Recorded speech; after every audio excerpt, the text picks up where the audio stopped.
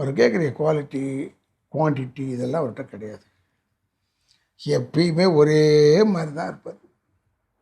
Makeup போட்டால் தான் அந்த முகத்தில் அந்த வித்தியாசம், ஆடைகளுக்கு ஏற்ற மாதிரி வித்தியாசம், பாடி லாங்குவேஜ் மாறிடும். அது சிவாஜி கூட நடிக்கிறது தான், சும்மா இல்லை. என்ன தான் நம்ம கம்பெனிலேருந்து தான் வந்தவருங்க சிவாஜி. 12 வயசு சிறுவன் எங்கள் கம்பெனியில் இருக்கும்போது. அதெல்லாம் இருந்தால் கூட அவர் நடிகை அனலைஸ் பண்ணி இல்லை நடிக்க ஆரம்பிச்சிட்டாரு. ஒரு தடவை சிவாஜி சாரை டைரக்ட் பண்ணிவிட்டு அரை நாளுக்கு அப்புறமா புரட்சி தலைவர் படத்துக்கு வந்துட்டார். ஏவிஎம் இப்படி நீங்கள் வரீங்க சொல்லிட்டு ஸ்டார்ட் கேமரா ஆக்ஷன் ஒன்று அவர் வந்தாரான். ஒன் மோர், நீங்கள் அதை நினச்சிக்கிட்டு இங்கே கேட்காதீங்க போங்கன்னு சொன்னார். அதை நினச்சிக்கிட்டுனா என்ன, நீங்கள் சிவாஜி சார்கிட்ட தான் ஒர்க் பண்ணிகிட்ருக்கீங்க, சிவாஜி சார்கிட்ட இருக்கிறத நினச்சிக்கிட்டு இங்கே கேட்காதீங்கன்றதை நாசுக்காக பேர்லாம் சொல்லாமல் நீங்கள் அதை நினச்சிக்கிட்டு இங்கே கேட்காதீங்கன்னு சொல்லிட்டு அது ஒரு ஹெல்த்தியான ஒரு காம்படிஷனுங்க. 2 பேர். தமிழன் டிரைவர் பேர், அவன் ஒருத்தர் பேரை விடான்னா தமிழன் அப்படி அவன் புரட்சி பேராக வைப்பான். அவனுக்கே தூத்துக்குடியில் இருந்த ஆள். அப்படியே பார்த்தா எங்கள் அப்பாவுடைய மகன் சொல்லுவாங்க எல்லோரும் நாடகத்தில் பார்த்தீங்கன்னா. இம்பாலா சவர்லெட்டில் இவர் கேளம்பாக்கம் போகிறார். அப்போ வந்து மண்ரோடு வரும். அப்போ எங்கள் அம்மா ஃபோன் பண்ணாங்க, லேண்ட்லைன் ஃபோன். இல்லைங்க நம்ம தோட்டத்துக்கு கொஞ்சம் வைக்க தேவைப்படுது, மாடுங்க நிறைய வச்சோம். உடனே அப்படியா கண்டிப்பாக ஒரு 10 பிரிவு போடு உள்ள எது அந்த வண்டியில் ஏறி உட்காந்துக்கு 100 தடவை யோசிப்போம். அந்த வண்டியை திறந்து அதில் 10-20 பிரியை ஏற்றி அதை கயிறு கட்டுறது எதில் தெரியுமா, இந்த வைக்கோல்லையே கயிறு மாதிரி பண்ணுவாங்க. பண்ணிவிட்டு அதை வச்சு கட்டிக்கிட்டாங்க. கண்டிப்பாக நீ பின்னாடி ஏறிக்கா சொன்னார். அவன் சட்டையில் அவன் உட்காந்துட்டான். இது என்ன ஆயிடுச்சுன்னா ராங் டாக் ஆகிடுச்சு எல்லாருக்குமே. ஒவ்வொன்றா சொல்லி சொல்லி சொல்லி மாறி போச்சு. அவர் வந்தார், சிவாஜி சார்கிட்ட கார் கேட்டார், கொடுக்கலன்னு சொன்ன உடனே ஒரு காரை கொண்டாந்தார், காமிச்சார், வைக்க. நான் வந்து எங்கள் ஐயா தான் தலைமை. அப்போ எங்கள் அம்மா இருக்காங்க. எல்லாம் 4 பொண்டாட்டியும் பிள்ளைங்களையும் இங்கேயே படிக்க வச்சார் எங்கள் அப்பா. எங்கள் அம்மா ஒத்துக்கிட்டாங்கல்ல. அப்படி நாங்கள் இருந்துட்டு இப்போ நானும் என் மனைவி மட்டும் இருக்கிறோம். ஒரே ஒரு ரிலேட்டிவ் இருக்காங்கன்னா இவ்வளோ பெரிய வீட்டுக்கு க்ரௌடு. அதான் சுற்றி வாடகை விட சொல்லிட்டேன். காட்ஃபாதர். இப்போ அப்பா வந்து நாடக கலைஞராக இருந்திருக்காரு, நடிகர், பாலிடிக்ஸ் எல்லாத்துலேயும் இருந்திருக்காங்க. எங்கள் அப்பா அங்கே இங்கே எல்லா இடத்துலையும் இருந்தாலும் இந்த குவாலிட்டி மட்டும் மாறினதே இல்லை அவர்கிட்டனா. என்ன குவாலிட்டி? நீங்கள் வந்துப்பா அவர் கேட்குற குவாலிட்டி குவான்டிட்டி இதெல்லாம் அவர்கிட்ட கிடையாது. எப்பயுமே ஒரே மாதிரி தான் இருப்பார். மேக்கப் போட்டால் தான் அந்த முகத்தில் அந்த வித்தியாசம், ஆடைகளுக்கு ஏற்ற மாதிரி வித்தியாசம், பாடி லாங்குவேஜ் மாறிடும். ஒரு வேளை இருக்கலாம். ஏன்னா பாமன்னிப்புக்கும் பாகப்பண்ணுக்கும் உண்மையில் டிஃப்ரென்ஸ் இருக்குது, வித் இன்க்ளூடிங் பாடி லாங்குவேஜ். அது சிவாஜி கூட நடிக்கிறது தான், சும்மா இல்லை. என்ன தான் நம்ம கம்பெனிலேருந்து தான் வந்தவருங்க சிவாஜி. 12 வயசு சிறுவன் எங்கள் கம்பெனியில் இருக்கும்போது. அதெல்லாம் இருந்தால் கூட அவர் நடிகை அனலைஸ் பண்ணி இல்லை நடிக்க ஆரம்பிச்சிட்டாரு. இது ஒரு உதாரணத்துக்கு சொல்கிறேன், சிவாஜி பற்றி சொல்கிறதுக்காக சொல்கிறேன். புரட்சி தலைவரை வச்சு ஒரு சீன் எடுத்தார் கே சங்கரப்பா, டைரக்டர். கே சங்கர் சார் வந்து பெஸ்ட் எடிட்டர்.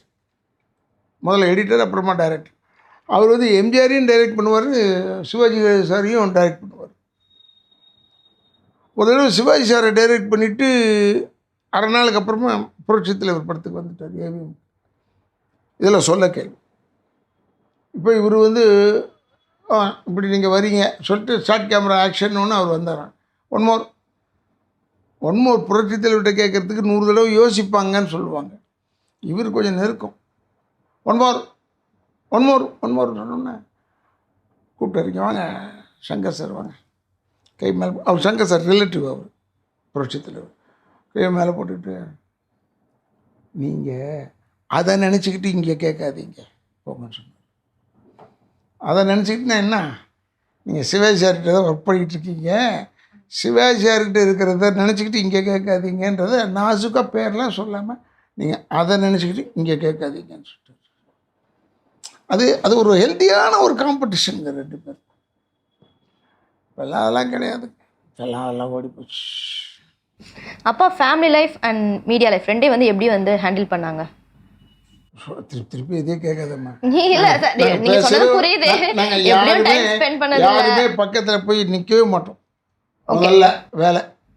அப்போ அப்பாவோட ஃபர்ஸ்ட் லவ் வந்து ஒர்க் தான் ஃபுல்லாக. அவருடைய ஒர்க்கு, அவர் எதுவாக இருந்தாலும் வீட்டு விஷயம் கூட பேச. இப்போ லேண்ட்ஸ் வாங்கணும், இப்படி 40 ஏக்கருக்கு கேளம்பாக்கத்தில் வாங்கினவுடனே அந்த விவசாயம் பண்ணிட்டு இவர் நாடகத்தை முடிச்சுட்டு வர்றாரு காரில், நேராக கேளம்பாக்கத்துக்கு விட்டுருவார் வண்டியை. சும்மா ஒரு ரவுண்ட் அப்படியே நடந்துக்கிட்டு போயிட்டு வந்துட்டு மெட்ராஸுக்கு வருவார். அவர்கிட்ட ஒன்று என்னென்னா மெட்டீரியலிஸ்டிக்கு மரியாதை கொடுக்க மாட்டார். இப்போ கூட சிவப்பு கலரில் ஒன்று ஓடுது, மாப்பிள்ளை அழைப்புக்கலாம், அந்த கார் தான். அதில் 2 வண்டி தான் வந்தது இந்தியாவுக்கு. 2 வண்டியும் இப்போ இங்கே தான் இருக்குது. ஒன்று திலீப்குமார் வாங்கினார், ஒன்று எங்கள் அப்பா வாங்கினார். டூரர் அது இம்பாலா செவரில். அப்போ வாங்கும்போது ஏதோ ஒரு 60,000 ரூபாவோ ஏதோ. இப்போ அதனுடைய விலை 4 கோடி 5 கோடி சொல்கிறது. வெறும் கல்யாணம் மாப்பிள்ளை ஊர்வலத்துக்கு தான் போதும்.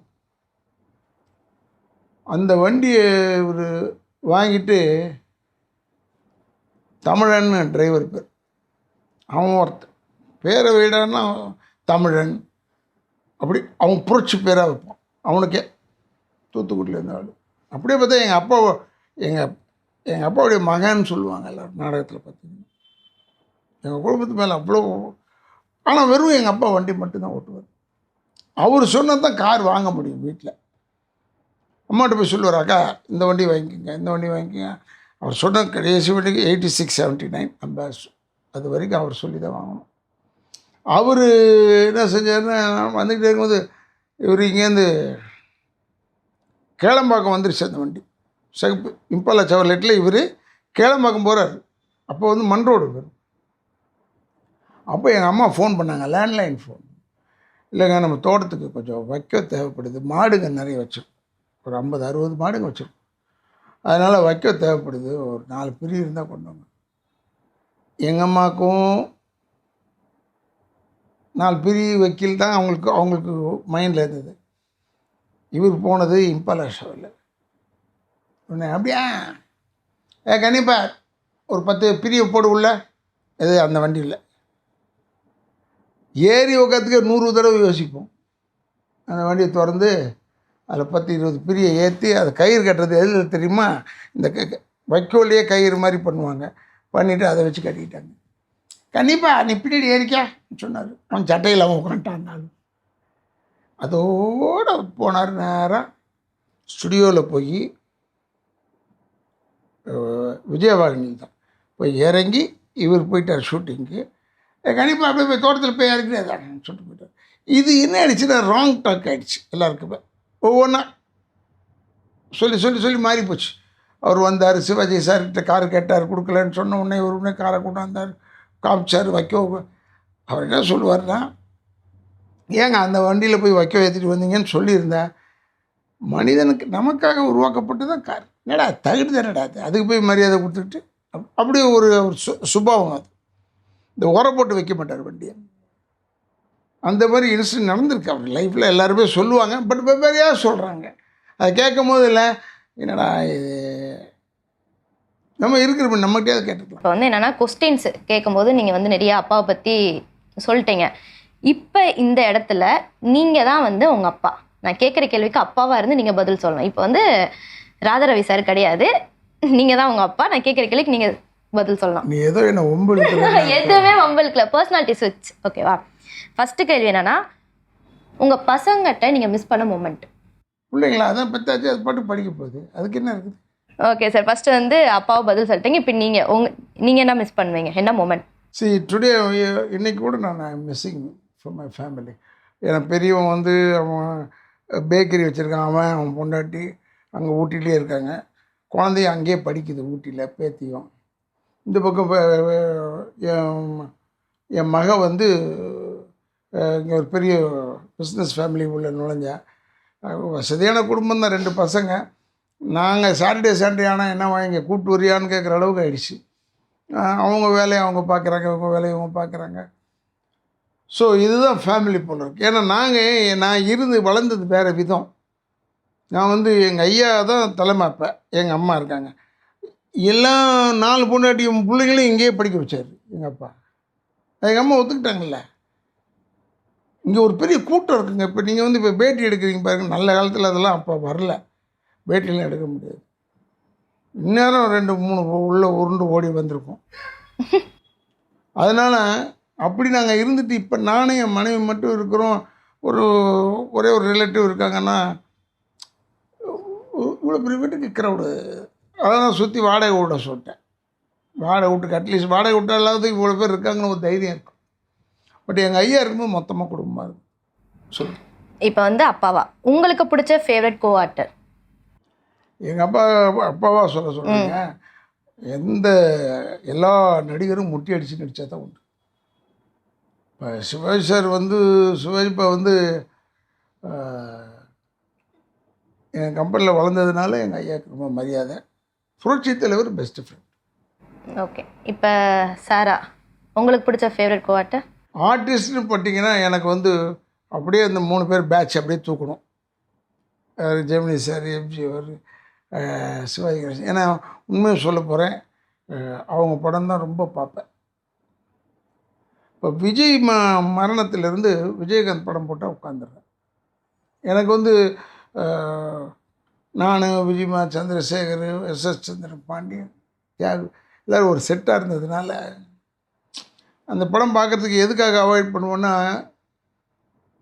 நான் வெளியே தான் வீரன் சூரன்லாம், உள்ளே பயந்தாங்குழி நான். அதனால் இந்த ஃபோட்டோ இவங்க படத்தெல்லாம் பார்த்தோன்னா எனக்கு பழைய ரெமினிசன்ஸ் போகுது, பழைய ஞாபகங்கள் போச்சுன்னா ரொம்ப வருத்தமாக இருக்கும். அது உண்மை. அப்புறம் அதே மாதிரி அவங்களெல்லாம் பற்றி யாராவது தப்பாக சொன்ன விட மாட்டேன், பதில் சொல்லிவிடுவேன். நான் தப்பாக சொல்ல, எனக்கு உரிமை இருக்குது, உனக்கு உரிமை கிடையாது, அப்படி பேசுவேன். எஸ். ஓகே சார், இப்போ அப்பாவா பிக் 1. நான் 2 இது சொல்லுவேன், இல்லை ஏதாச்சும் ஒன்று சூஸ் பண்ணோம். பொலிட்டிஷியன் ஆர் நடிகர்? நீ கேட்குறது தப்பான கேள்வி, தப்பான ஆள்கிட்ட கேட்குறேன். அப்புறம் Sivaji sir or MGR sir? எல்லாருமே ஒன்று தான், எல்லா நடிகர்களும் ஒன்று தான். Okay, stage show or else movie? Stage தான் பெஸ்ட். ஓகே.